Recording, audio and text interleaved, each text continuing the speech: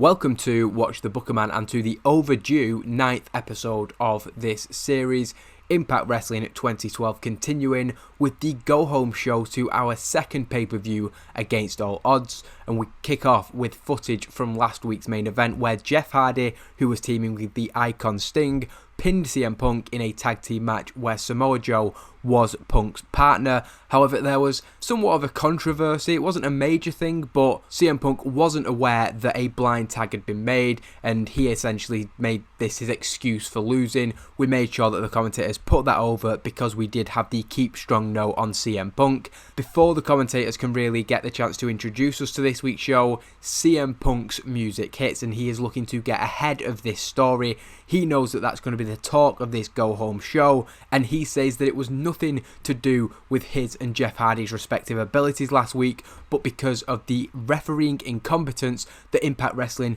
won't replay. They won't show that again because that makes them and their senior official look bad.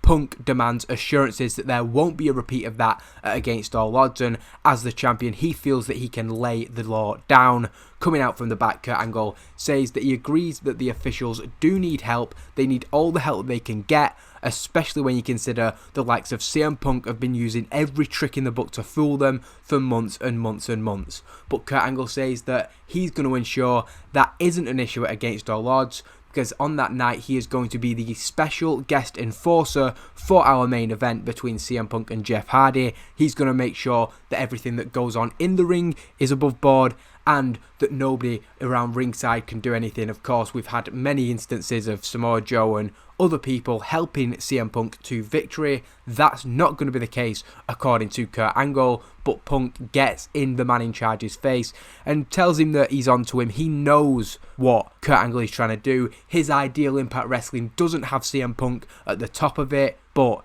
if he is screwed out because of Kurt Angle at Against All Odds, he's going to do more than end Angle's wrestling career. Kurt Angle doesn't like this. We've seen since he stepped away from in-ring competition, he's been very sensitive about that fact. He is not happy that his in-ring career may be over, and we can see that again it's him getting heated but being aware that in the job that he currently has he cannot overstep that mark, and instead he removes himself from the situation. A wise call from the man in charge as CM Punk smugly remains in the ring. It's a 99 rating, a fantastic way to kick off the go-home show, and we advance the storyline and gain heat to it. We then come back from the break to the opening match, and it's a preview of this Sunday's Impact Wrestling World Tag Team Championships match. Desmond Wolfe and Bryan Danielson will defend against wrestling's greatest tag team, and there's been a little bit of tension in recent weeks with Charlie Haas seeming to have a bit of a chip on his shoulder, and tonight's not going to help in any way because Desmond Wolfe defeats him with a jawbreaker lariat.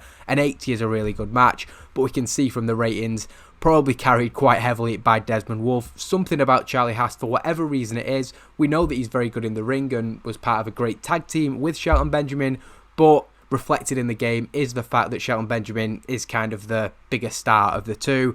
We lose heat to the storyline, but it's still an 80, so I'm not worried about that. This more so, it's a 73 as Bryan Danielson joins Desmond Wolfe in the ring. Pretty straightforward. They stand tall as the commentators put over their tag team championship defense at the pay-per-view, but having seemingly taken issue with something that went on during the match, Charlie Haas returns to the ring to confront Desmond Wolfe. Bryan Danielson doesn't like this, he doesn't see the reason for this, and he shoves Charlie Haas away, but this only does more to raise the tensions in the ring. Eventually it's Shelton Benjamin who's the cool head, and he leads Charlie Haas away from it. Haas is a little bit irked by this. He doesn't see why Shelton Benjamin isn't backing him up, and instead is removing him from the situation when all he did was spoke to Desmond Wolfe, and it was Bryan Danielson who laid hands on him. They continue a heated discussion, and it's going to be a really good tag team match, no question about that, at the pay-per-view. We then head to the office of Kurt Angle, a busy night for him as Tara is seen with the man in charge. She has her arms folded, she is not happy as Mickie James and then Gail Kim both enter the room. Tara explains why she's asked Kurt to bring them to the office with her. It's because, like CM Punk, she has a complaint about the officiating last week. She questions the ship that Kurt Angle is running here, but she's sure that he's going to sort this out. She then tells Kurt to play the footage, which shows a side-by-side comparison of the referees in both Tara's match on Evolve last week and Mickie James. It was a beat-the-clock situation, and we see that Tara actually got into the pinning position on her opponent first, but the referee was slower at getting into position, and as a result, Mickie James won quicker by that second, but it wasn't because of anything Tara had done, it was just the luck of them having a different referee. Tara says that this is proof that technically she was the one who beat the clock, she got the job done quicker, not Mickie, therefore it should be her who gets the shot at Gail Kim this Sunday and not Mickie James. Mickie's kind of brushing this off, she's used to every excuse coming out of Tara, but Gail Kim, she looks at the footage and says, well, Tara does have a point. We can see that this gets under the skin of Mickie James. She's somebody who's always tried to do things the right way, and to see the champion question her like that, you can tell that it annoys her, but she's not going to give up her shot. She asks what the solution is here. Kurt Angle has one, and he says that he's going to put Tara up against Mickie's opponent from last week, which was April Hunter, and if she can beat her in the time that it took Mickie or quicker, then she'll be added to the match and it'll be a three-way. He feels that's the most fair solution. It's an average segment which sets up a match for later, and we'll see whether Tara can earn that shot at the pay-per-view. We then get a video package that looks at the history of the New Age, its formation in January 2010, but the expansion, and it really came into its own in October. We'd had a lot of hype from Jimmy Jacobs on Project 10-10-10. Tyler Black and the Kings of Wrestling were of course the initial driving forces of that movement that looked to change professional wrestling, with the group eventually merging with the ROH alumni that had invaded the company. There was the feeling that as both of them were up against the established order of TNA, they would be better together. Jimmy Jacobs and Steve Corino forming that supergroup. While their goals were not always entirely aligned, they did work in harmony for their common goal for much of 2011. However, as there was talk of this new era, the rebranding to Impact Wrestling, it soon became clear that these two sides had very different MOs. Tension had built from the end of 2011 and into 2012, but it came to a head following Impact Wrestling Genesis, with Austin and Aries and the Wolves now at loggerheads with Tyler Black and the Kings of Wrestling after Tyler and the Kings turned on that group.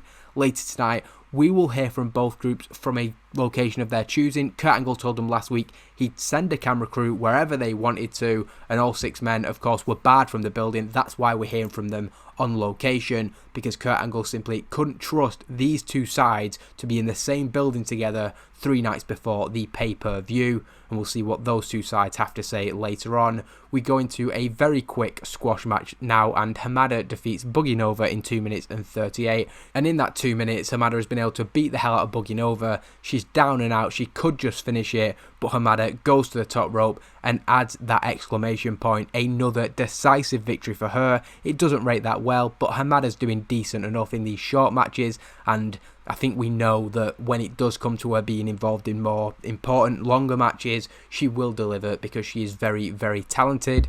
Joining Hamada in the ring, Larry Sweeney takes a microphone and says that he has a message to deliver on behalf of Hamada. For the first time in a long time, Hamada is feeling free. Free from carrying a tag team partner, free from being followed around by Sarita and Taylor Wilde, those two lost puppies, and free to show what she is capable of each and every week, just like she did in the preceding match. However, she is tired of watching the Tara, Mickie and Gail Kim show, and Larry Sweeney, he agrees with that, because everybody already knows that Hamada is the next Knockouts champion. After this nonsense Against All Odds, whether it's Mickie and Gail, whether it's Mickie, Gail and Tara, she wants the shot that she deserves. She has proved herself time and time again. There is no doubt she is the most worthy contender.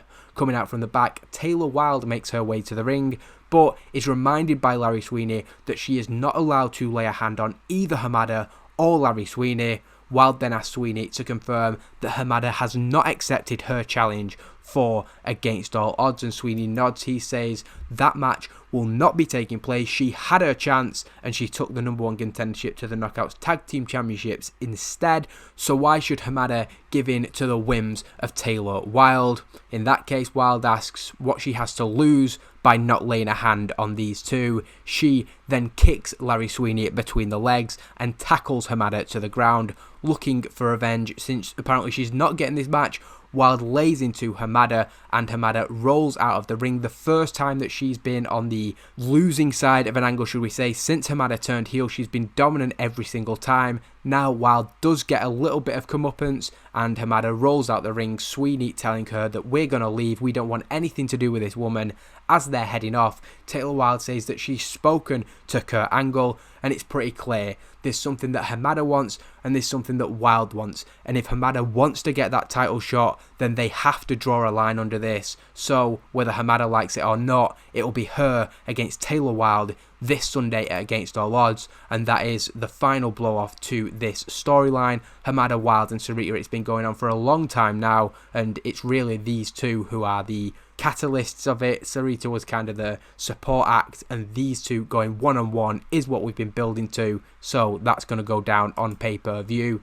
We then go to the back where Samoa Joe approaches Jay Lethal, who will be in action in tonight's main event against Jeff Hardy. We'll of course mention that in the opening segment too, and Samoa Joe has a very serious look on his face, unsurprising for him. Jay is looking to lighten the mood, however he has a smile and asks how his old friend has been. It's been a long time since they've spoke. Samoa Joe isn't here for a catch-up though, because Jay Lethal has a very important match to prepare for tonight. Jay's well aware of that, but Joe tells Jay Lethal that since Jeff Hardy will be facing CM Punk this Sunday, he expects Jay to ensure that Jeff is far from 100% by the end of tonight. They go way back and he knows what Jay is capable of, but if he can't finish the job tonight, then Joe is going to have to come out and take matters into his own hands. Jay Lethal says not to worry at all. They saw what he did to AJ Styles. He's laughing about it. He's delighted to recount what he did to the Phenomenal One, and he tells Samoa Joe that the world champion has nothing to worry about. Lethal is going to make a mess of Jeff Hardy tonight. He'd be surprised if he even makes it to Against All Odds. He's going to do exactly what he needs to do, and Joe tells him that it is in his best interests not to let these two guys down. We then end the hour with, it's a heel-heel match, but it rates really well, and the idea is following up from last week where Paul London and Kevin Steen tried to sort of recruit the Young Bucks, with Larry Sweeney having been taken down by Taylor Wilde earlier. He's not there with Nick and Matt Jackson, further planting the seeds that he maybe doesn't have their interests at the forefront of his mind at the minute, and Steen and London do pick up the win, Paul London pinning Matt Jackson with a shooting star press. During the match we also get the chance to promote the Super X Cup, which begins next week. That's coming after the pay-per-view, and the fact that Paul London will be in action this Sunday at Against All Odds, and he'll be challenging El Generico for the X Division Championship. El Generico also in action this week on Evolve Wrestling against Roderick Strong, and after the match, as Paul London has his arm raised, Kevin Steen is shown less interested in the victory and more in Matt Jackson, who is down on the ground, and he looks to be giving advice to his defeated opponent.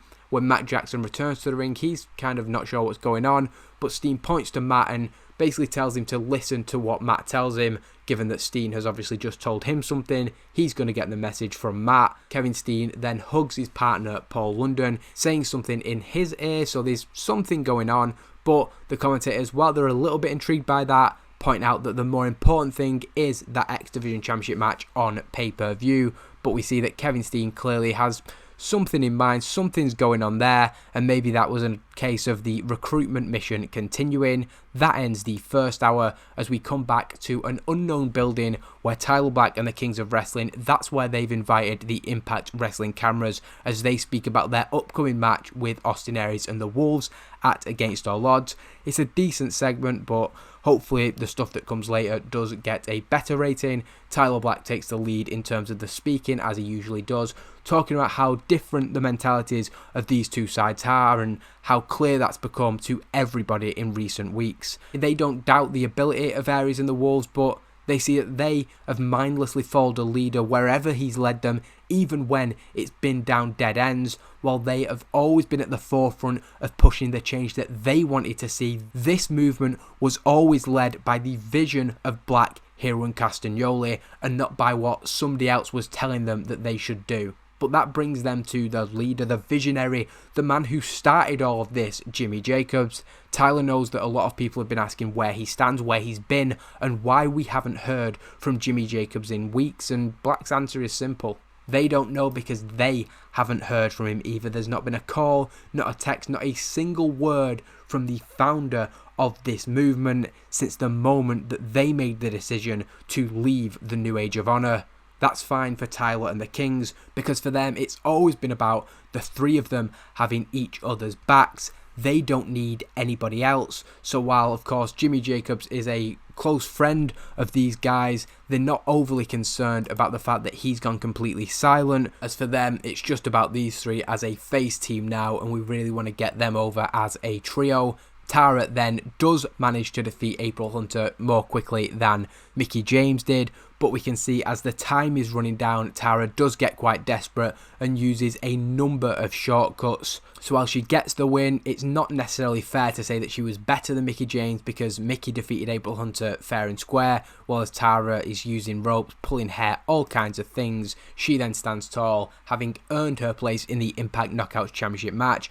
But again, we are keen to put over the shortcuts that she took. Taz does, however, play devil's advocate, saying that while she may have had trouble with April Hunter, or more trouble than she expected, all those tactics will be 100% legal at against all odds. It's a three-way match, so anything goes, and he feels that the desperation we've seen from Tara, the willingness to do whatever it takes to win, that may make her the favourite in his mind for that match. The Knockouts Championship storyline advancing and gaining heat as we get an interview with Jeff Hardy, who is asked about his match with Jay Lethal in tonight's main event. It's not a fantastic segment, but it's only a couple of minutes. And the angle of JB is that it's just a few days before his Impact World Championship match, and he was the one who made the challenge to Jay Lethal. So how smart of him was that? Hardy says that he can see why people don't think it's a good idea, but having seen Jay's actions since he returned, Hardy got to talking with Sting, and since they've both got a lot of history with AJ Styles, they agreed that somebody needs to put Jay Lethal back in his place before he gets carried away with himself. We can see this ego already, and it doesn't sit well with those guys. Last week, when he humiliated a veteran like Jerry Lynn and then proceeded to gloat further about what he'd done to AJ Styles, Jeff Hardy had seen enough. He went to Kurt Angle and he said that this kid needs putting back in his place. Jeff Hardy is the man who is going to do that. He hopes that CM Punk is watching and he is ready for this Sunday. Jeff Hardy might be in action 3 nights before, but that's not something that's going to play into CM Punk's hands. In fact, Jeff Hardy is fired up tonight, but he is even more fired up for getting CM Punk this Sunday. He already pinned him last week, and there's not going to be any issues doing that again, especially when Kurt Angle's going to be at ringside, making sure nobody else can get involved in that match.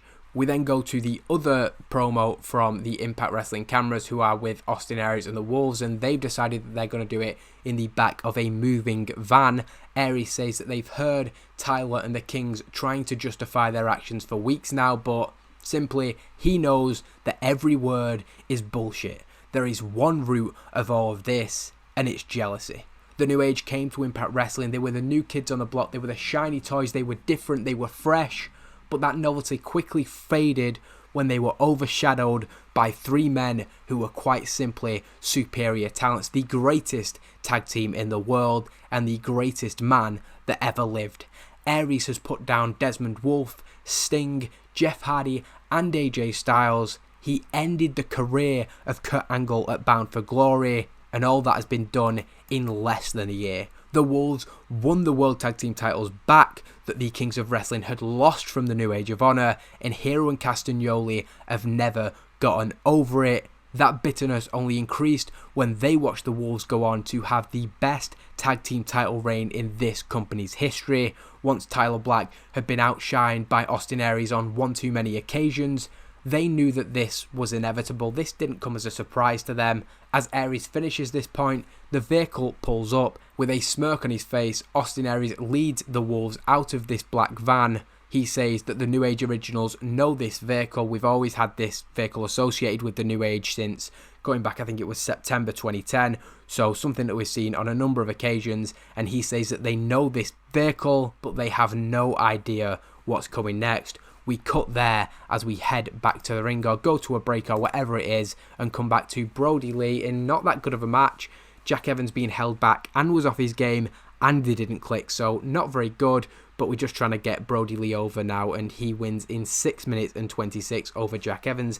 The idea is that the elusive and evasive Jack Evans does get some offense in. He's avoiding Brody Lee where he can, and the start of the match is him sort of hitting drop kicks, cross bodies, but he can't take Brody Lee down. Eventually Lee takes control and in 6 minutes and 26 gets the victory with, we've given him the black hole slam basically, despite saying a pile driver there. It's a 42 and it's kind of a long-term thing trying to get Brody Lee over, but after he beat Hernandez last week, I wanted to capitalise on that, and it's another good win for him as he is joined by Steve Corino in the ring. He raises the arm of the big rig before taking a microphone. He says that he is proud to be stood next to somebody as dominant as Brody Lee. He's putting over the monster of the New Age of Honor, but he's even prouder to present what comes next. Corino then points up to the big screen, and it is the second part of that segment with Aries and the Wolves.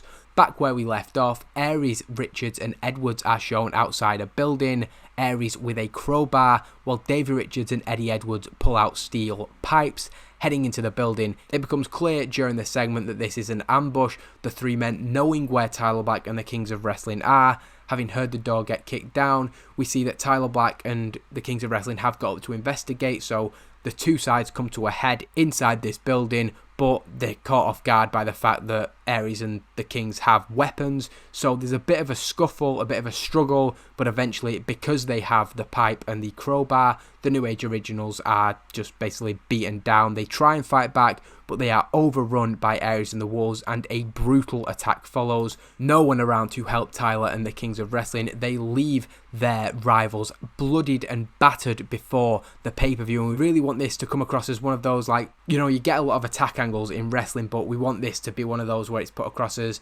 even crossing the line of wrestling. You get post-match attacks, you get backstage attacks, but this is just straight up assault. They then leave, heading back to the vehicle, and Austin Aries says, "Jimmy, drive." We then see a conflicted looking Jimmy Jacobs looking back at them through the rearview mirror. He's found himself in the situation where he's not getting involved in the attack, but he is the one who is the getaway driver essentially for these guys. So obviously a big reveal there, having not seen Jimmy Jacobs for a while, but at the same time there are just as many questions hopefully asked through the expressions and body language of Jimmy Jacobs, who isn't sort of celebrating this. He doesn't look happy with what's happened, more that he's done what he had to do, and yeah, we're going to follow that up, of course. We then get a promo from Daisy Hayes and Mischief that's, as well as promoting the Knockouts Tag Team Championship match at the pay-per-view, it's about displaying their contrasting personalities. Daisy Hayes is enthusiastically talking up their chances. She's optimistic about them defeating the Impact Knockouts Tag Team Champions, while Mischief is more focused on the pain and torture that they can potentially cause to their opponents.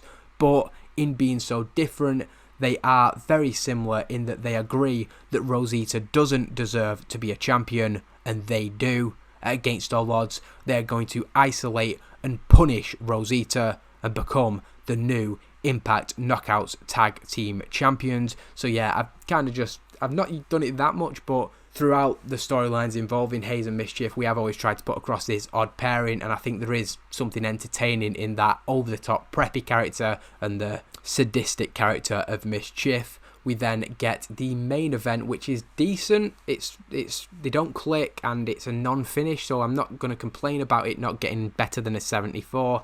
Thankfully, we had that really good opening segment, so I think this should still be a decent episode.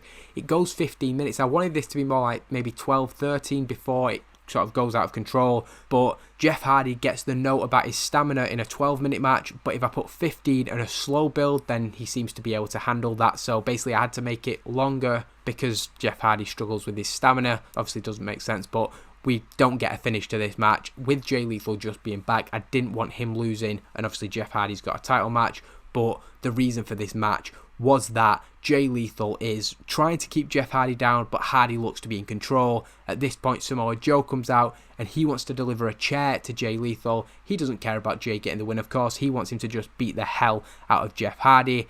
AJ Styles comes out. He shoves Samoa Joe out of the way, and he's straight after Jay Lethal. Samoa Joe follows him in the ring, and it just becomes a huge brawl. AJ's gone after Jay Lethal. Samoa Joe's come after AJ. It just turns into something that the referee can no longer control, and he calls for the bell. Eventually, AJ can get free of Samoa Joe and go after Jay Lethal. They brawl off. This is about AJ getting some revenge in taking his fight to Jay Lethal, but once they're out of the way, of course, they're entirely focused on each other. They don't really care about what's going on with the World Championship. The commentators told in their ear that this Sunday there will be a match between AJ Styles and Jay Lethal. Kurt Angle has made that. Back in the ring, Jeff Hardy and Samoa Joe are fighting, and Joe is sent to the outside by Jeff Hardy, and Jeff's telling him to bring it on. He's not done. He's happy to keep fighting when CM Punk comes out. While Samoa Joe is fired up and ready to join Punk, he's obviously got in mind a 2-on-1 attack. The Impact World Champion puts his hand on Samoa Joe and tells him to step aside. He's got this covered. It's a decent segment, I will note, to end the show, and does gain heat to the main storyline, which I'm happy with.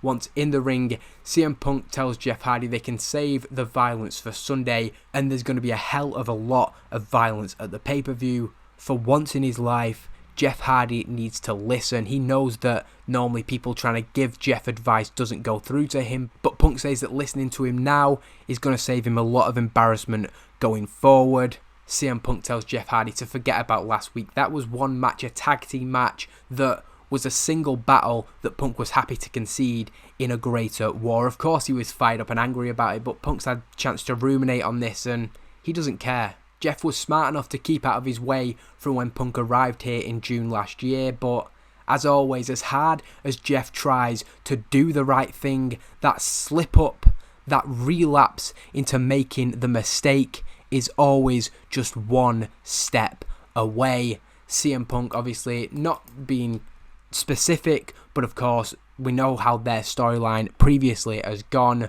Punk reminds Jeff what happened last time they shared a ring one-on-one. He sent Jeff Hardy home. He cost Jeff Hardy his job and potentially his career, but this place, Jeff Hardy landed back on his feet and he's had a great couple of years. Punk isn't denying that. Jeff Hardy has found his home here, but like in the WWE, this place isn't big enough for the both of them, and there is no way that CM Punk is going anywhere. So Jeff Hardy can have his win last week. He can have his moment of getting the fans' adulation, of being cheered for standing up to CM Punk.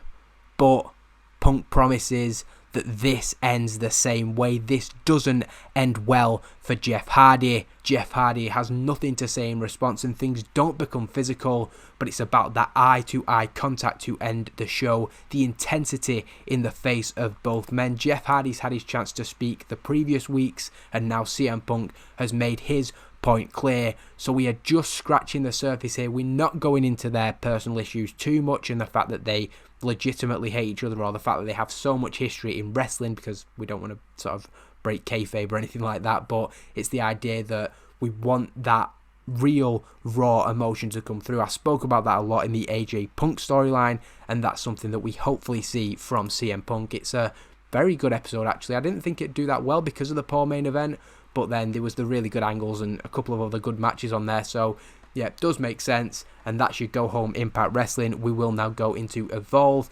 Evolve begins with an absolutely incredible match. I didn't expect this from these two, but them having good chemistry lifts the match, and what a way to kick off this show. Great wrestling and good heat. El Jericho defeating Roderick Strong in 10 minutes and 12 with the Helluva Kick, but if anything was a sign that we've not done enough with Roderick Strong, it's this, and the idea really is that Roderick Strong, coming off the back of that disappointed, tainted defeat last week, he's not in a good place and he's wrestling El Jericho to try and get back in the groove, but it goes the other way, so an unfortunate defeat for him, but we are developing a story with Roderick Strong at the minute, and that's kind of played into with what Kevin Steen says, because he says that it's one thing to beat Roderick Strong, who's down on his luck, who's at his absolute lowest, but Paul London is on the top of his game. Everybody's talking about El Jericho being the workhorse of this company in 2012. He's wrestled more matches than anybody else, and he is undefeated. But Paul London is the real MVP of this company, and he's going to prove it this Sunday. So Kevin Steen doing some cheerleading on behalf of his partner there. But the idea is just that he's going to take just as much joy in it potentially being Paul London who takes the title. And this is part of a slight reshifting of the way the tag team's going. We've got Kevin Steen who's sort of been the general of this team now, and he's looking to recruit other people, etc. I really like the Steen and London team, but I'm going to try and develop the dynamic even more going forward. And this is what we've sort of seen in the last couple of weeks. Kevin Steen he's not a right-hand man, he's not second in command, But at the minute, with Paul London going for the X Division Championship, Kevin Steen is getting busy in other ways, and I think it's going to develop into something really, really interesting for everybody involved in this storyline going forward. Of course, it's the Motor City Machine Guns Steen and London storyline that's also now involved El Generico and provincially the Young Bucks. We then get a recap of Chris Sabin's Super X Cup announcement last week, and it starts next week on Evolve Wrestling for the entire month of March. It'll be Super X Cup on Evolve. I think that's going to be a really interesting few weeks and a good way to give Evolve its own USP and make it feel a little bit more must watch than it has been. Roderick Strong is then caught up in the back and he's asked about his defeat and then about his feelings on the main event tonight, and he kind of snaps. We've always seen Roderick Strong's being this fairly nice guy. Of course, he's shown intensity in the ring, but he's not had much of a personality outside of it, we could say. But now we are seeing that this current predicament he's in is getting to him, and he tells her that now's not the time. What makes her think that he wants to speak about Adam Pearce and D'Angelo Dinero after he's just been beaten by El Generico? And he's got a point, but he doesn't go too far. He snaps a little bit, then excuses himself from the situation. He obviously does not want to talk. We then get a quick segment. ODB and Jazz are talking. They don't like each other, but they've been thrown together tonight, and they're not just going to be numbers for Alyssa Flash and Sarah Del Rey to defeat. They are going to make it tough for them, and this is just basically what Evolve is. We're throwing these two together and just seeing if it works. Jazz and April Hunter have not been doing anything. ODB's not been doing much, so we'll see how these two do. If they have some chemistry, if they put in some good performances, maybe that's something where, again, they don't like each other, but you know, just seeing if there's anything in it before we even commit to trying it. And it's a good match with two decent performances, so potentially Jazz and ODB doing well, but ultimately, after causing, like they intended to, a little bit of trouble for Flash and Del Rey, it is the more established team who are picking up the win. A Flash driver from Flash to Jazz. We then have Flash and Del Rey standing tall, and they'll of course have their eye on the Knockouts Tag Team Championship match this Sunday at Against All Odds. We then get a sit-down interview with all four members of Fortune. They've requested to speak to Mike Tenay, a guy who goes a long way back with them. He's seen all of them come through this company. They've been champions. They've been key parts of the show. They've been bit parts, and at the minute it seems like they've been forgotten. They make challenges. They're looking for fights. They're looking to be used on this show, but it just doesn't seem to happen. They're not happy, and it doesn't seem to be getting through to anybody, is the point they're making. We've left it unscripted, and of course these guys, you'd think if this was real life, would have grievances, so they're let loose to say what they've got to say, but bring it back round in the end to the fact that they will have an announcement next week on Impact Wrestling. The one thing that they're sure of is that this cannot go on the way that it has, and basically this is a sign that we're a little bit desperate with these and we need to press the reset button, and that's what we're going to do on next week's show. Absolutely criminal how I've used these four guys since the start of the year. It looked almost like there was a green shoot, the chance that they would be used at the start, but then they kind of got overshadowed in the trios rivalry with the New Age because they were sort of linked to that, and then that's obviously gone one way and they've been left out in the cold.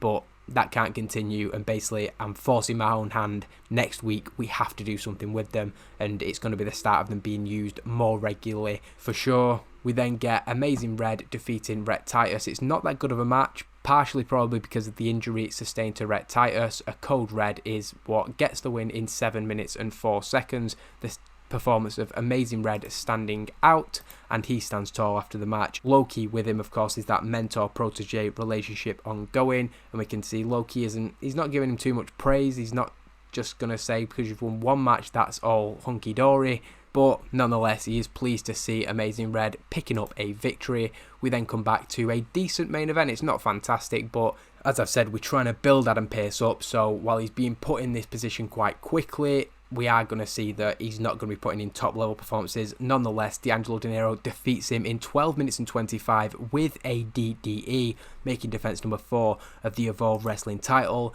and D'Angelo Dinero celebrates, but it's not quite as straightforward as it seems, because after a minute or so when Adam Pearce gets back up, he grabs referee Paul Turner and claims that his foot was under the rope. We do see a replay, and to be fair, Adam Pearce does have a point. D'Angelo Dinero obviously completely unaware of that. The referee missing it. We point out that this was the same referee involved in the controversy with Tara and Mickie James last week, and Adam Pearce, of course, not happy at all with that, with good reason. But for now, the champion is still D'Angelo De Niro. Not the end of that story is what we're telling you to end the show. Quite a decent episode, actually. I'm really happy with that opening match. William Regal to re-sign with WWE. I don't think we're going to be getting involved in that. I think we've seen recently that he is a WWE guy through and through. Evolve Wrestling, getting whatever rating, I don't really care. Kurt Angle doesn't think that Hamada connects with the fans. Going to ignore that, Kurt. None of your business. Good rating for the viewership. I'm not sure. I'm getting the feeling that we're coming close to getting like the best ratings we've been getting. That seems like a pretty decent high number. I'll just have a quick look.